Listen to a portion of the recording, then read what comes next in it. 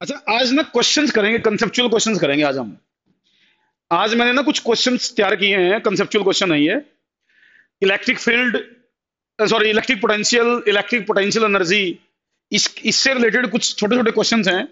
बहुत जल्दी जल्दी हम इनको सोल्व करेंगे, बहुत जल्दी जल्दी इनको ट्राई करते हैं। बहुत सारे क्वेश्चंस हैं इसमें। देखो, जैसे इसने बोला, electric line of force are always leaves an equipotential surface.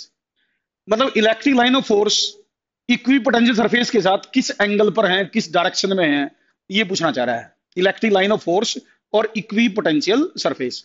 तो सबको ये पता है कि electric line of force equipotential surface के परपेंडिकुलर होती हैं।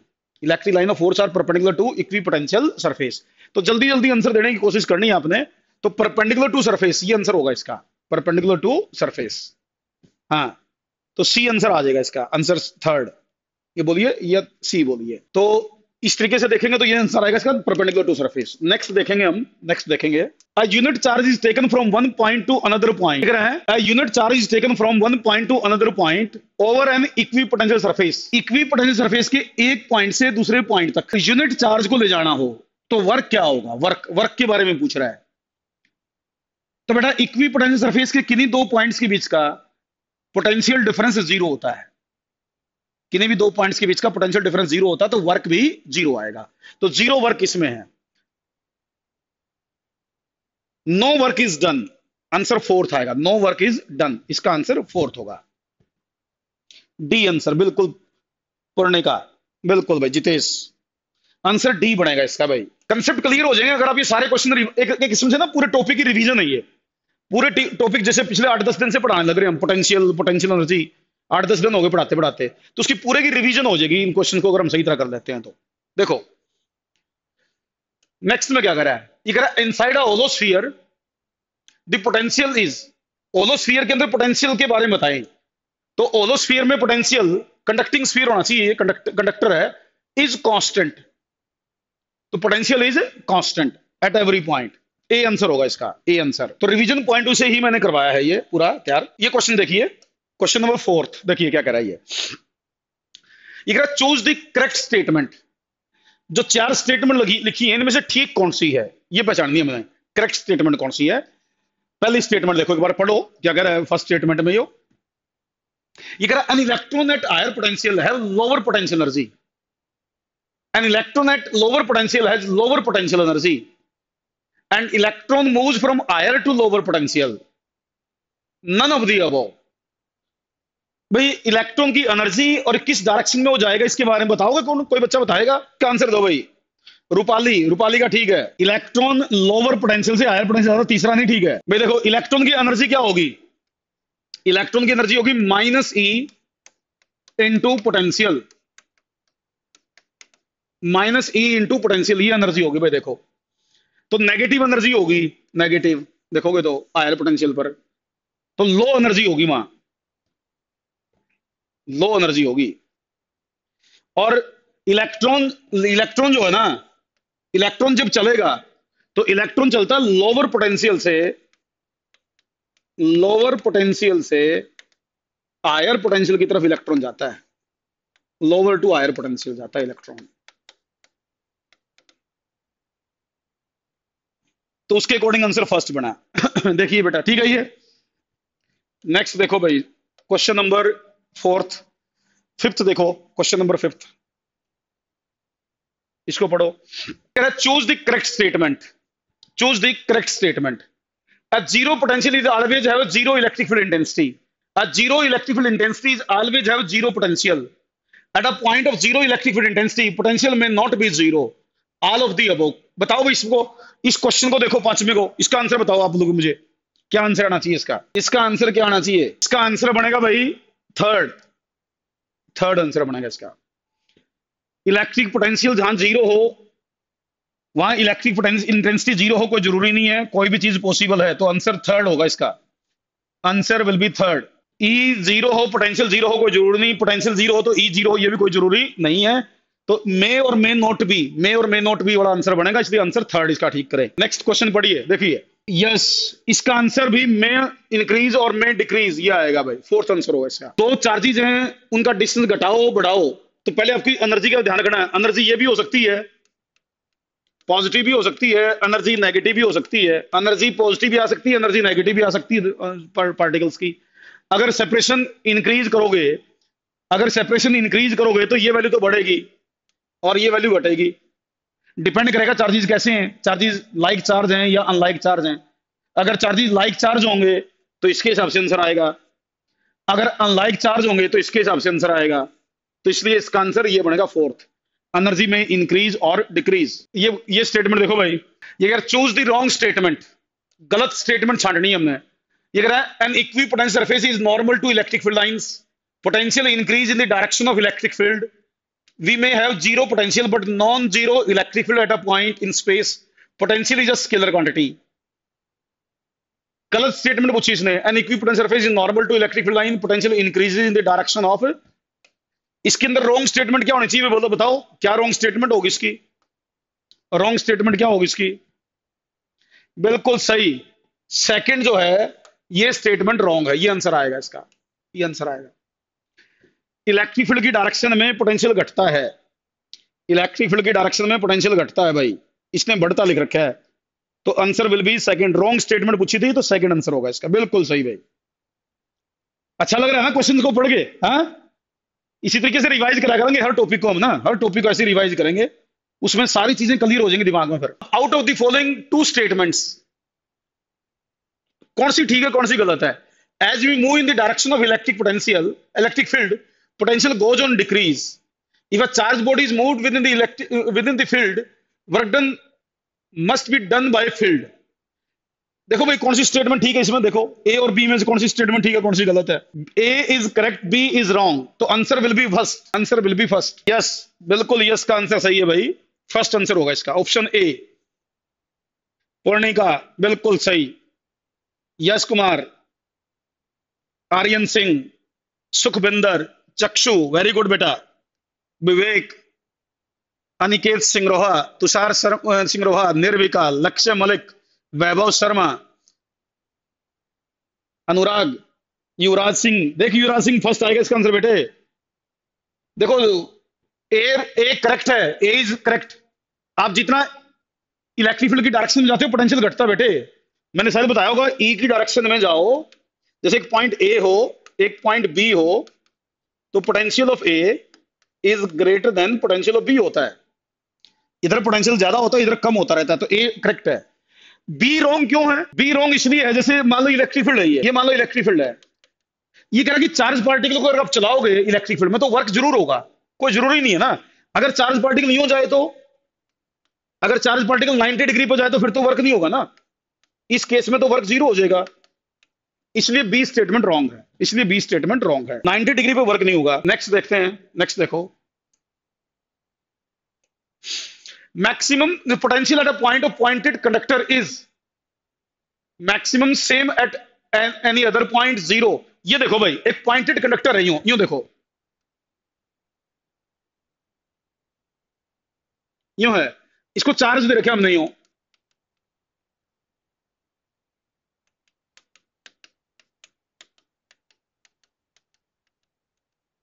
ये कह रहा भाई, अब बताओ पॉइंटेड कंडक्टर में यहां पोटेंशियल जो है ना, यहां पोटेंशियल जहां शार्प एजेस हैं उसके पोटेंशियल के बारे में, यहां चार्ज डेंसिटी ज्यादा होती है बेटा, मैक्सिमम चार्ज डेंसिटी होती है, पोटेंशियल नहीं मैक्सिमम होता। इलेक्ट्रोस्टैटिक्स जब पढ़ रहे हो ना आप, इलेक्ट्रोस्टैटिक्स जब तक पढ़ रहे हो तो आपको कंडक्टर के हर पॉइंट का पोटेंशियल सेम मिलता है, कंडक्टर के हर पॉइंट का पोटेंशियल सेम है, कंडक्टर इक्वी पोटेंशियल होता है हमेशा, मैंने शुरू में बताया था आप लोगों को, तो इसलिए हर जगह का पोटेंशियल सेम होगा। इसमें यहां चार्ज डेंसिटी ज्यादा है, पोटेंशियल ज्यादा नहीं है, चार्ज डेंसिटी ज्यादा है, पोटेंशियल तो सेम होगा हर जगह का। तो इस तरह ये तो तभी तो मैं कह रहा हूं कंसेप्चुअल क्वेश्चन है, ये दिमाग खोल देंगे अपना, ये सिखाएंगे आपको छोटी छोटी गलतियां जो होने की चांसेस हैं। नेक्स्ट पढ़िए भाई, नेक्स्ट पढ़िए, out of the following two statements free charge system can not have zero mutual potential energy, can not have zero mutual potential energy, the mutual potential energy system charges only due to positive charges. दोनों statement गलत है तो, हाँ, both A and B are wrong, both A and B are wrong. Fourth answer आएगा, fourth answer आएगा भाई, fourth answer आएगा, answer will be fourth. Zero भी हो सकती है, क्या पता किस तरह कॉम्बिनेशन बना रखे हो चार्जेस का, और एनर्जी तो पॉजिटिव नेगेटिव दोनों के कारण आती है भाई, इंटरेक्शन किसी की हो चाहे, तो इसलिए fourth answer, both are wrong. हाँ, इसमें क्या कह रहा है, if two conducting surface spheres are separately charged and then brought in contact, the total energy of sphere is conserved, the total charge of the sphere is conserved, both total energy and charge are conserved, the final potential is always the mean of the original potential of the two। बताओ भाई इसका क्या होगा, इसका answer क्या होगा? अगर दो स्फीयर चार्ज कर रखे हैं, टच कर दो, तो कंजर्वेशन के बारे में बता रहा है, क्या होगा कंजर्वेशन के बारे में, और इसका आंसर होगा only charge will remain conserved, केवल चार्ज कंजर्व रहेगा भाई। जब दो स्फीयर चार्ज कर लिए, टच कर दिया, तो एक जितना चार्ज देगा दूसरा उतना ले लेगा, एनर्जी कंजर्व नहीं रहती, याद रखना ये बात। जब एक से दूसरे पे चार्ज आएगा ना, तो हीट की फॉर्म में एनर्जी का लॉस होता है, हीट की फॉर्म में मैं कह रहा हूं एनर्जी का लॉस जरूर होगा, बाद में एनर्जी घट जाती है। चार्ज चार्ज कंजर्व रहता है। जब दो स्फीयर आपस में चार्ज को टच करते, सॉरी शेयर करते हैं, एक से चार्ज दूसरे पे ट्रांसफर होता है, तो charge will remain conserved but energy conserved नहीं रहती है। पोटेंशियल की वैल्यू तो आपको डिपेंड करता है, पोटेंशियल बाद में इक्वल हो जाता है, मीन आना कोई जरूरी नहीं है। इस क्वेश्चन को पढ़ो भाई, इस क्वेश्चन को पढ़िए। नेक्स्ट में क्या लिख रखा है इसने, इसमें क्या कर रहा है, electric potential at some point in space is zero, then at that point electric intensity is necessarily zero, electric intensity non zero, electric intensity may और may not be zero, electric intensity is nearly sorry necessarily infinite. बताओ potential zero होगा, अगर कहीं का potential zero होगा तो electric intensity क्या होगी वहां, इलेक्ट्रिक इंटेंसिटी। इसका आंसर क्या होगा, इसका आंसर थर्ड होगा भाई, वैल्यू मे और मे नॉट बी जीरो। कई सारी पॉसिबिलिटी हो सकती है, उस पर डिपेंड करेगा क्या वैल्यू आएगी, उस पर डिपेंड करेगा भाई। नेक्स्ट देखो 13th क्वेश्चन पढ़िए, स्टेटमेंट देखिए इसकी क्या कह रही हो। At each corner of an equilateral triangle identical charges are placed, तीन कॉर्नर पर आइडेंटिकल चार्ज रख दिए भाई, तीन कॉर्नर पर आइडेंटिकल चार्ज रख दिए। Eight the centre of triangle the resultant electric field is zero, eight the centre of triangle net potential is zero, the electrostatic potential energy of system is zero, the resultant intensity at any corner is zero। तो मेरे हिसाब से तो ये answer आएगा first answer आएगा इसका, answer first. Resultant electric field zero होगी, रिजल्टेंट इलेक्ट्रिक फील्ड जीरो होगी, कैंसिल हो जाएंगी यहाँ वैल्यू, तीन वैल्यू होंगी 180 120 20 पर, तीन वैल्यू आएंगी और तीनों बराबर होंगी, 120 डिग्री का एंगल पर होंगी, कैंसिल हो जाएंगी, तो रिजल्टेंट या नेट वैल्यू सेंटर पर जीरो होगी। तो फर्स्ट ऑप्शन सही है इसका, फर्स्ट ऑप्शन बिल्कुल सही। नेक्स्ट देखो भाई 14th क्वेश्चन देखो भाई, इसको पढ़िए क्या कर रही हो। On the perpendicular bisector of electric dipole the electric intensity E and potential, क्या मतलब है, जैसे डाइपोल है हो माइनस क्यू प्लस क्यू, इसके किसी भी पॉइंट पर क्या कहना चाह रहा है, इसके इक्वेटोरियल लाइन के ऊपर क्या कह रहा है, इक्वेटोरियल लाइन पर क्या कह रहा है भाई, इसका आंसर क्या होना चाहिए, बिल्कुल सही, इसका आंसर थर्ड होगा भाई, इसका आंसर थर्ड होगा, थर्ड। देखो यहां ई तो इक्वेटोरियल तो जीरो नहीं होती, बट वी जीरो होता है, यहां वी तो जीरो होता है, ई इक्वेटोरियल जीरो नहीं होती, तो थर्ड आंसर बनेगा इसका, थर्ड आंसर थर्ड, बिल्कुल सही। गौरव शर्मा, हर्षित, मेरा पर्पज समझो ना, ये 8-10 दिन का काम आपका रिवाइज करना लग रहा हूं मैं। देखो जो आप घर पर कई बार हो सकता है बच्चा रिवाइज नहीं करता, लेकिन इसके इस बहाने ना, इस 1 घंटे में, आज की एक क्लास में पूरा 10 दिन का काम रिवाइज हो जाएगा आपका, तो इंटरेस्ट लो इसके अंदर, ऐसे नहीं। कल एक क्वेश्चन बैंक और करवाऊंगा जिसमें कैलकुलेशन करवाऊंगा आपसे, ये तो कंसेप्चुअल है, ये कंसेप्चुअल डीपीपी है, कल वाले में कैलकुलेशन करवाऊंगा, फिर 2 डीपीपी बढ़ा रखी मैंने। हाँ देखो इसको पढ़ो, when an electron approaches a proton their electrostatic potential energy, एक इलेक्ट्रॉन और प्रोटॉन है, एक इलेक्ट्रॉन है और एक प्रोटॉन है, अगर वो नजदीक आए तो एनर्जी पे क्या फर्क पड़ेगा, इलेक्ट्रिक पोटेंशियल एनर्जी पे क्या फर्क पड़ेगा, इनकी इलेक्ट्रिक पोटेंशियल एनर्जी होगी के माइनस के ई बाय आर, माइनस के ई बाय आर ये एनर्जी होगी। अगर ये नजदीक आएंगे तो आर घट गया, आर घट गया तो ये वैल्यू होगी मोर नेगेटिव, मोर नेगेटिव होने का मतलब ये पूरी वैल्यू भी डिक्रीज करेगी, दिस वैल्यू विल डिक्रीज, इसका आंसर होगा डिक्रीज, डिक्रीज होगा इसका आंसर, डिक्रीज, क्योंकि value will become more negative, value will become more negative, more negative क्यों, देखो आर कम हो रहा है, आर कम हो रहा है तो ये नेगेटिव वैल्यू हो इनकी, क्योंकि एक चार्ज नेगेटिव चार्ज पॉजिटिव है, तो ये आंसर बनेगा इसका, दिस इज द आंसर। ये कह रहा है the mutual electric potential energy of two negatively charged particle are U1 and U2 when their distances of separation are D1 and D2 respectively. मतलब देखो दो चार्जेस नेगेटिव, एक माइनस Q1 दूसरा minus Q2, एक डिस्टेंस है D1 और एक distance है D2, मैं दोनों की डायग्राम बना के समझा देता हूं आपको। नेगेटिव चार्जेस हैं, यहां एनर्जी है U1, वो होगी K Q1 Q2 by D1। यहां एनर्जी है U2, वो K Q1 Q2 bye D2। D2 ज्यादा है तो U2 लेसर देन U1 होगी, U2 लेसर देन U1, ये आंसर आएगा भाई इसका। U2 is lesser than U1 या U1 is greater than U2, बिल्कुल सही, A, option A, U1 is greater than U2 बोल दो, U1 is greater than U2, तो दिस इज द आंसर, ये आंसर बनेगा इसका। इसको पढ़ो क्या कह रहा है ये कह रहा है if an earth plate, earth connected plate is brought near a positively charged plate, the potential and capacity, capacity तो तुम्हें नहीं पता होगा, अब तो कैपेसिटी तो आगे आ गया, कोई बात नहीं, कैपेसिटी वाला मैं करवा दूंगा, अभी रहने दो। ये क्या कह रहा है इसमें भाई, at a point in space the electric field points towards north, electric field north की तरफ है भाई, ये मान लो इलेक्ट्रिक फील्ड की डायरेक्शन है नॉर्थ, ये नॉर्थ डायरेक्शन है, दिस इज नॉर्थ।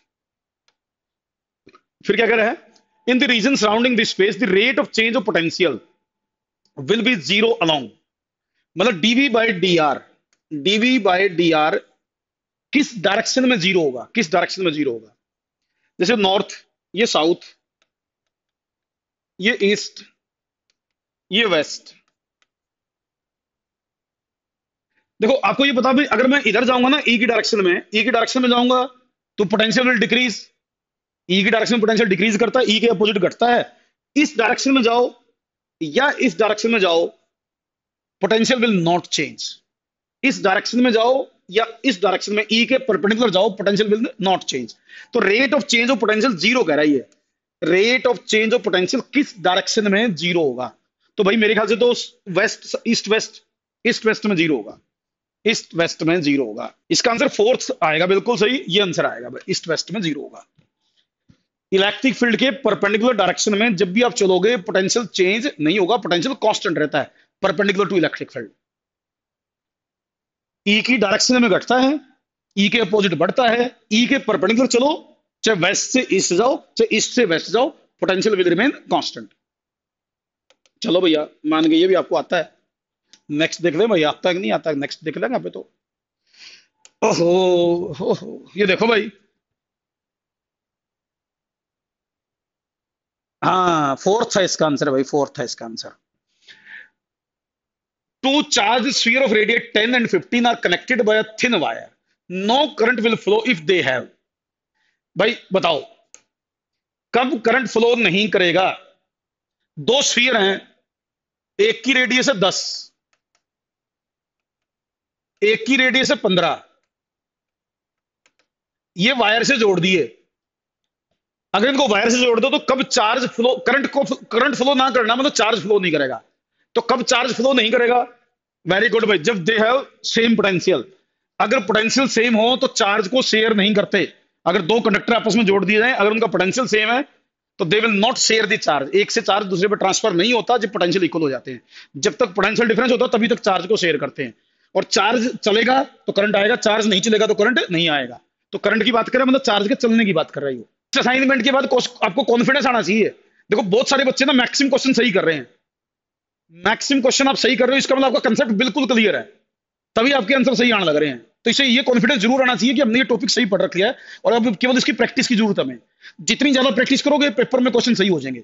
अगर आपको ये पूरा मतलब मैक्सिमम क्वेश्चन आप कर पा रहे हो ना, इसका मतलब चीजें पढ़ रखी हैं आपने और आपको आती भी है, तो इसलिए कॉन्फिडेंस डेवलप होगा आपका इससे।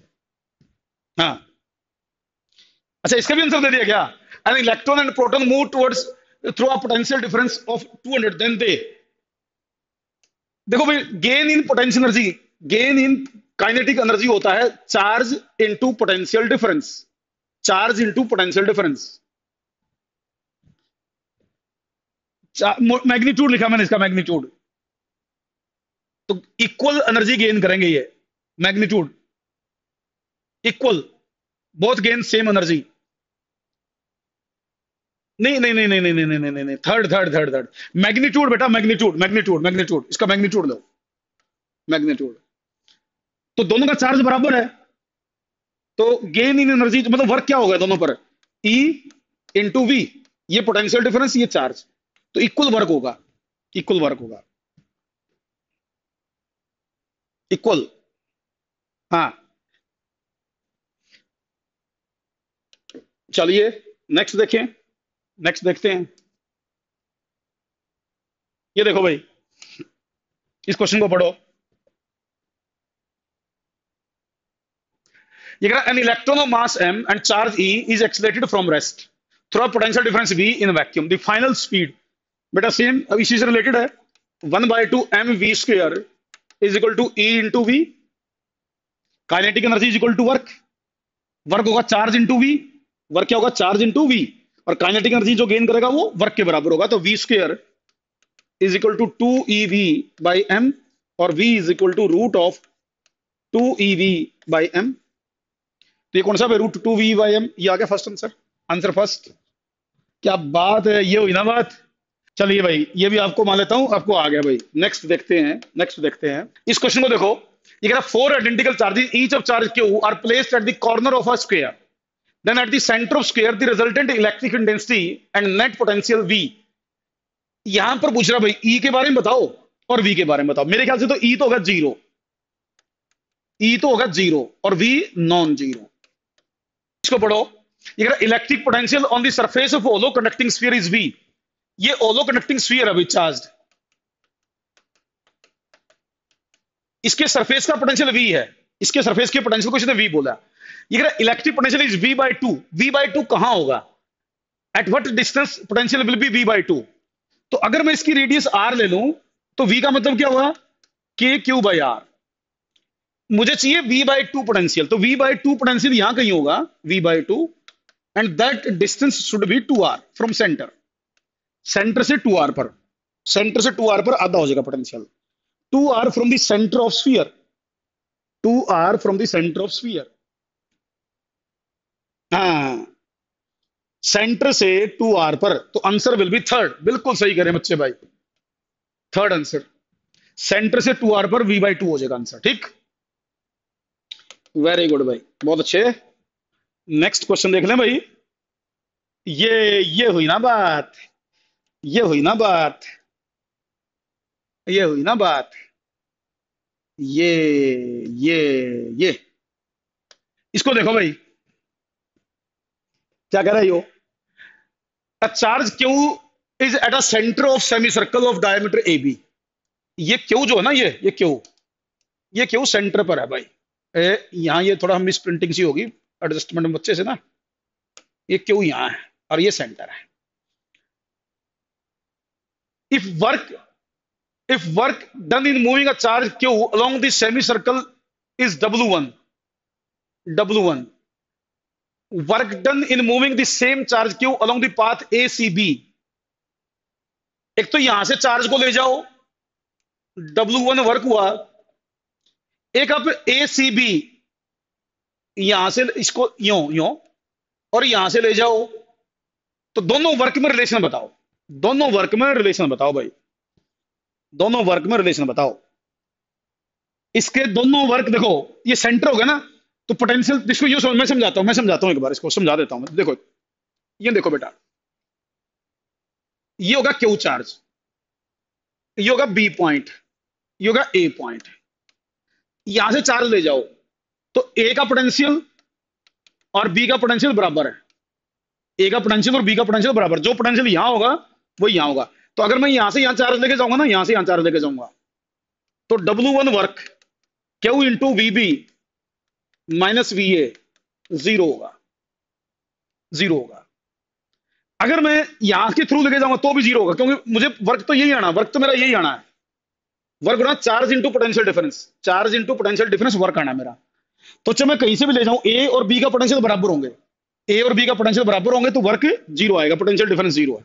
तो दोनों वर्क बराबर होंगे और जीरो होगा, दोनों वर्क बराबर और जीरो आंसर आएगा। थर्ड आंसर आएगा इसका, थर्ड आंसर। बराबर भी होंगे और जीरो भी होगा भाई, तो आंसर विल बी थर्ड। हाँ, नेक्स्ट क्वेश्चन देखो। अब ये कह चार्ज क्यू, उसमें थोड़ी सी एडजस्टमेंट इसकी भी सही नहीं हो रही भाई, क्यू क्या होगी ना।